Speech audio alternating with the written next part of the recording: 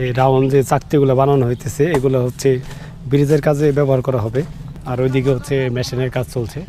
আসসালামু আলাইকুম প্রিয় ভিউয়ার্স, নতুন একটি ভিডিও নিয়ে আপনাদের সামনে হাজির হলাম। মানিকগঞ্জ সদর হাটিপাড়া ইউনিয়নে বরন্ডি গ্রামের কালীগঙ্গা নদীর উপর যে ব্রিজটি হচ্ছে সেই ব্রিজের আপডেট ভিডিও নিয়ে আপনাদের সামনে হাজির হয়েছি।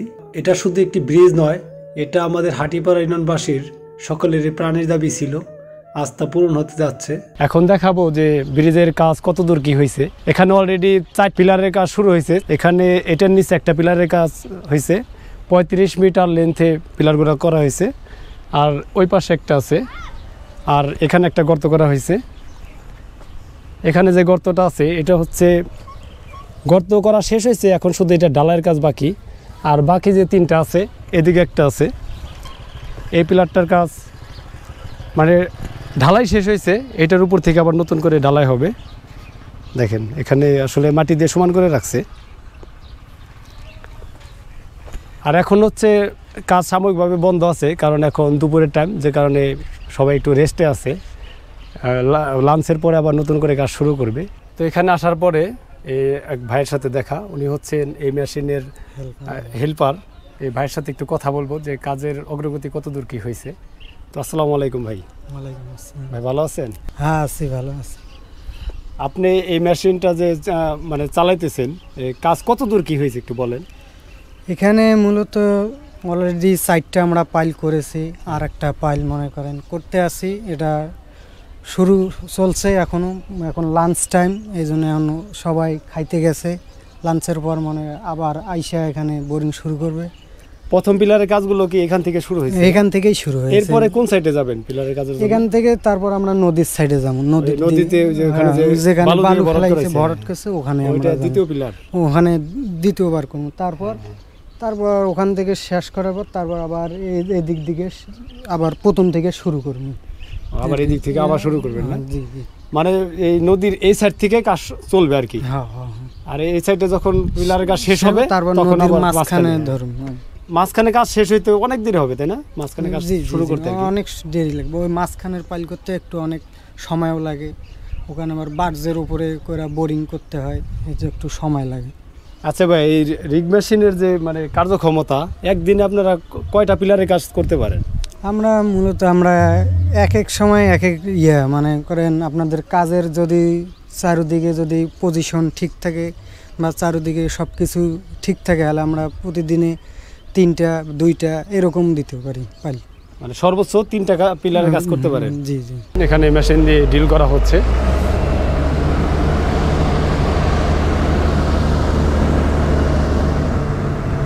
ধীর গতিতে হলেও কাজ চলছে। বরন্ডি ব্রিজের কাজ চলমান আছে এখনো।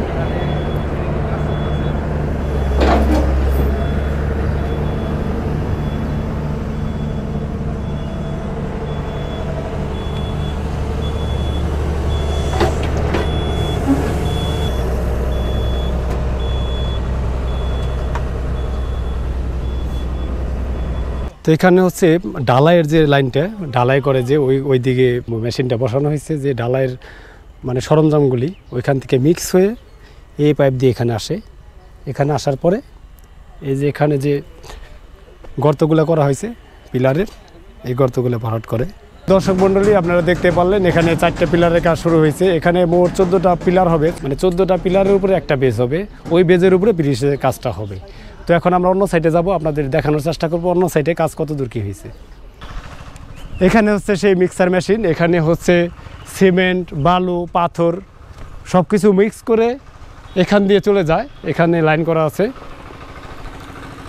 এই মিক্সার মেশিন যে কাজ করে, এই প্রসেসিংটা যদি আপনাদের সাথে একটু শেয়ার করি, তো প্রথমে দেখতে পারবেন এখানে পাথর পড়ার জন্য যে 2টা লাইন আছে, এখানেও পাথর রাখা আছে, ওই সাইডেও পাথর, আর মাঝখানে হচ্ছে বালু। আর এখানে হচ্ছে কনভেয়ার বেল্ট দিয়ে ঘুরতে থাকে। এই কনভেয়ার বেল্টটা প্রতিনিয়ত ঘুরতে থাকে, ঘোরার পরে ওইখানে চলে যায়। ওইখানে চলে যাওয়ার পরে ওইখানে যে দেখতে পাচ্ছেন ওইটার মধ্যে সিমেন্ট রাখা আছে, সিমেন্টটা পানির সাথে মিক্স হয়ে এখানে চলে আসে। এটা আস্তে আস্তে নিচের দিকে পড়ে, নিচের দিকে পড়ার পরে এখানে আসে। এখানে আসার পরে মিক্সিং যে সিমেন্ট, বালু এবং পাথরের যে মিক্সিংটা থাকে, ওটা প্রেশারের মাধ্যমে এখান দিয়ে ওইখানে লাইন আছে, পাইপের লাইন দিয়ে পিলারের ওইখানে চলে যায়। তারপর ওই কাঙ্ক্ষিত সেই ঢালাইয়ের কাজটা হয়ে যায়। এভাবেই প্রতিনিয়ত এই মেশিনের কাজ চলে। এই রাউন্ড যে চাকতিগুলো বানানো হইতেছে এগুলো হচ্ছে ব্রিজের কাজে ব্যবহার করা হবে। ভাইয়েরা কাজ করছে আর ওইদিকে হচ্ছে মেশিনের কাজ চলছে। এদিকে খাঁচাগুলো রাখা হয়েছে, পিলারের যে খাঁচাগুলা, এখানে পিলারের ডাইসগুলো রাখা হয়েছে।